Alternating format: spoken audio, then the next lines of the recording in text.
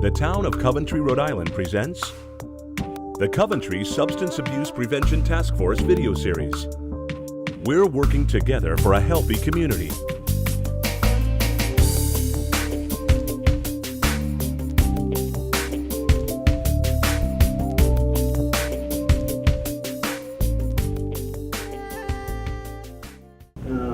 So just as an introduction, my name is Col John MacDonald. I'm the Chief of Police here in Coventry. I wouldn't say recently, within the last 6 months, started to participate in the Coventry Substance Abuse Task Force. I was asked to come and participate by Pat Shirley, our Human Services Director, and the great people over there. So basically I just wanted to come and talk a little bit about when I joined and sort of our goals and strategy at the police department and how it ties into the Substance Abuse Task Force.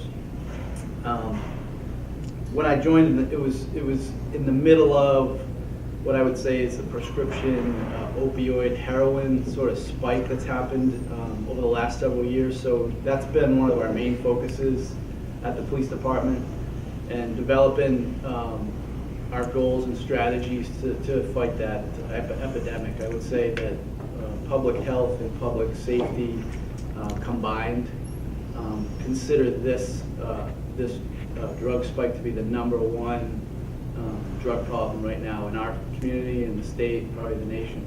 So it's definitely got our focus. From the police department perspective, I just kind of jotted down some of the goals that we have. #1, our goal with this particular epidemic is to preserve life. Always is going to be preserve life.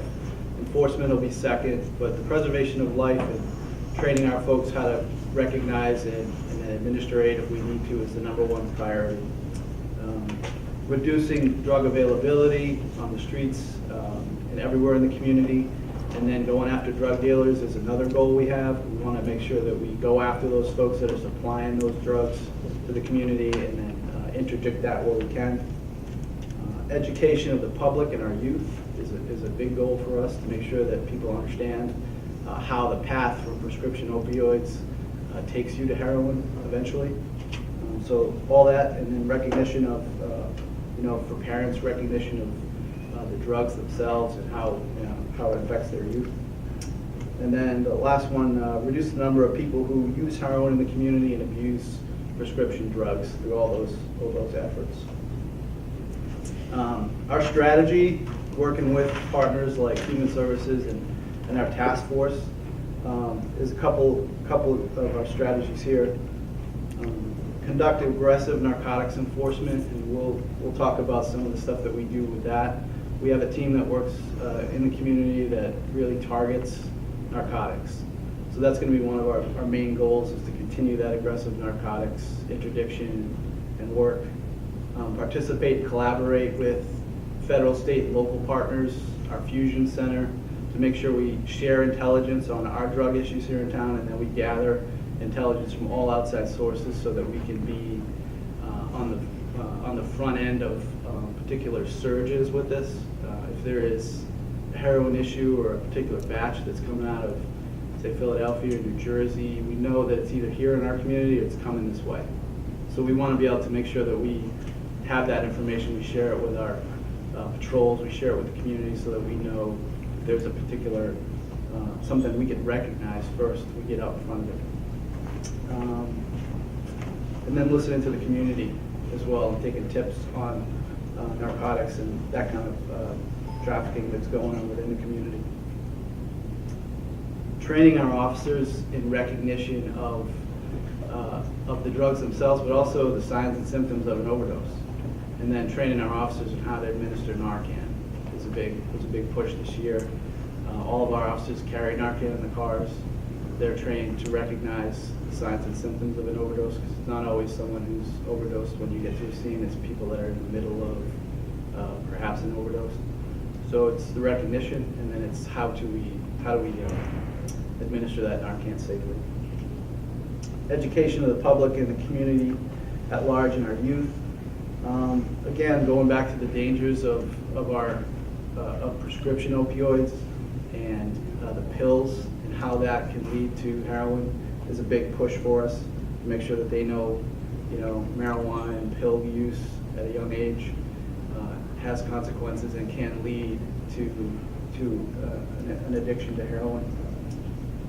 We want to make sure as well that the public understands the Good Samaritan law, and that there is relief from liability for helping someone with Narcan, someone that's in need. We want to make sure that the public at large and everyone knows, particularly people who are in the midst of an abuse crisis, that they need to call 911 and report it. They're immune from liability, immune from prosecution if they call and save a friend that's in the middle of an overdose, or if they have knowledge of someone, so that everyone knows that there's no prosecution there, and that our response is not to come there and try to prosecute someone. Our response is to save lives. Presentations on drug awareness. Lieutenant Blair will talk today about that. Kind of one of our canned presentations about drug recognition. And then SROs and involvement in schools. One of our big pushes now is to get 2 more SROs in our schools. We want to be able to talk to kids at the elementary and middle school age, where we're seeing the drug get to kids earlier, the drug problem get to kids earlier. We have an SRO in the high school right now, but we want to be able to get out there and educate at a much earlier age, and sort of interact with children at an age where that necessarily hasn't got to them yet. So that's one of our big goals. And then finally, I think working with partners to understand treatment options and referrals. When we go to a scene, we want to make sure that we can leverage some of that with a person who's in an abuse crisis to get them to where they need to be, to get them to the help they need, not just to stick them in the system or to prosecute, to get them to a place where they can find some treatment options. And, there's a lot of folks here who will talk that piece better than us. But just to make sure that our officers know what those resources are, and so they can give those options to a person who's in crisis. One thing I did want to touch on is a common question I get mostly from older folks and older residents is why is heroin so big now all of a sudden? Because it's been around for a long time. The kids, it's the new norm for them, so they know prescription pills and heroin are a big deal now, but it's not shocking to them. But the older residents always ask, like, why is heroin such a big problem? It's been around a long time, and it's now in our community, and it's never really been a problem for suburbia. The reason behind that really is supply and demand. The prescription drug epidemic took off. The demand for prescription drugs went up with it, and then the heroin demand went up with it. So basically the heroin networks were out of Southwest Asia, Southeast Asia, and it was sort of a big city problem. Those networks went into the big cities, and they didn't get out of those cities really extensively. But when the heroin demand went through the roof, the Mexican, the Colombian cartels and the networks saw that demand, took over that drug trade, and started to produce heroin. And their networks are much more extensive in the United States. They're much more far-reaching. They get out of the big cities and into the suburban communities, and so that's why we see this huge flood of heroin in our community we haven't seen in the past. It was formerly 90s, 2000s. It was crack cocaine, methamphetamines. So now we see this heroin big spike. It's really about supply and demand. So people want it, so they're going to provide it, and they took it over. That's the fact. Any questions? Good.